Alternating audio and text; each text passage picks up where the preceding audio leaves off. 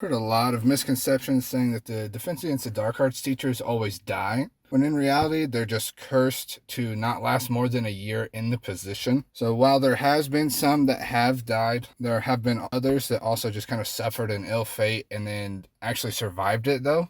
So with that being said, welcome to the list of Defense Against the Dark Arts professors who actually survived the series. But first, let's take a second to honor those who once taught but have now passed on. First up, Severus Snape, who didn't die or suffer any ill fate while in the Defense Against the Dark Arts position, but he does die before the series ends to Nagini on Voldemort's orders. Remus Lupin, who also does not die in the position itself, but dies later on in the battle at Hogwarts with Tonks. You could say Remus kind of suffers an ill fate during his time because he does transform into a werewolf without taking the Wolfsbane potion, which is very painful. And then a not so honorable mention, Professor Quirrell, aka Lord Voldemort's head. So while it is never proven exactly why all these professors have bad things happen to them, it's only speculated by Dumbledore in The Half-Blood Prince after he shows Harry the memory of Voldemort asking for the Defense Against the Dark Arts job. Dumbledore speculates after he denied Voldemort the position that Voldemort actually cursed or jinxed the position to where nobody can last more than a year. Again, just speculation on Dumbledore's behalf, but generally he's pretty right. So first up, of teachers who actually survived the position, we have Gilderoy Lockhart. In Harry's second year, Gilderoy Lockhart, an esteemed author known for his adventures in defeat of many dark creatures, took the Defense Against the Dark Arts job. Over the course of the year, it became increasingly apparent that Lockhart was completely incompetent. In one infamous class, he set loose a flock of Cornish pixies and left them to the class to recapture. Ultimately, Lockhart was forced into the Chamber of Secrets, promising to rescue the possessed Ginny Weasley. It is revealed that Lockhart had been taking credit all along for the work of others, using a memory charm to wipe their original memories. In a twist of fate, Ron's wand backfires when Lockhart uses it to try and wipe both he and Harry's memories. This permanently destroys the fraudulent author's mind.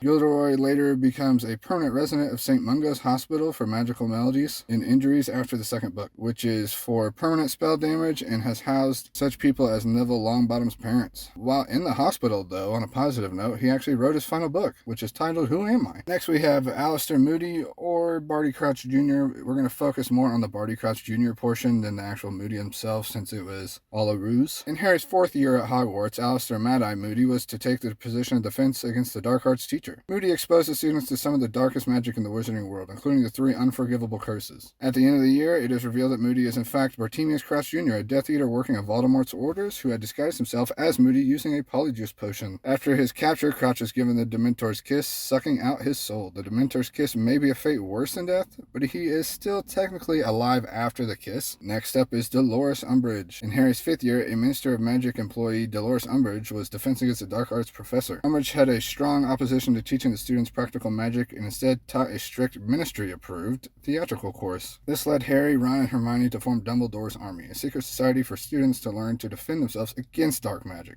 At the end of the school year, though, Umbridge is led into the Forbidden Forest, believing Harry and his army are procuring a weapon. She insults the centaurs of the forest, who, outraged and offended, drag her away from the school. Umbridge does resurface later in the Deathly Hallows as a senior undersecretary to the Minister of Magic, dishing out punishments to non-pure blood witches and wizards. I guess after being said that Harry did a Defense Against the Dark Arts teacher, he would just be a student helping another student learn a spell. Lastly, but least noteworthy, we have Amicus Caro. When Harry, Ron, and Hermione leave Hogwarts with Deathly Hallows to hunt down Voldemort's Horcruxes, during this period, the Ministry of Magic is taken over by Death Eaters, and Amicus Caro is given the role of Defense Against the Dark Arts professor. But at this time, the actual position is just called the Dark Arts. Caro inflicts punishments on the students of Hogwarts, even encouraging them to perform the Cruciatus Curse on those who have earned detentions. After the Battle of Hogwarts, Voldemort and the Death Eaters were banished. It is theorized that Caro was subsequently sent to Azkaban. Presumably, Voldemort's destruction also lifted the curse upon the job, and future teachers lasted more than a single year. So thank you for watching me attempt to kind of clear the air on every Defense Against the Dark Arts teacher actually dies, because it's not true. You got a couple survivors. You could even have an argument for Harry being one, and then you also have several teachers that did perish, but not even under the position. The only person that dies while in the position is actually Professor Quirrell. So thanks again, and make sure you read the books and don't just watch the movies.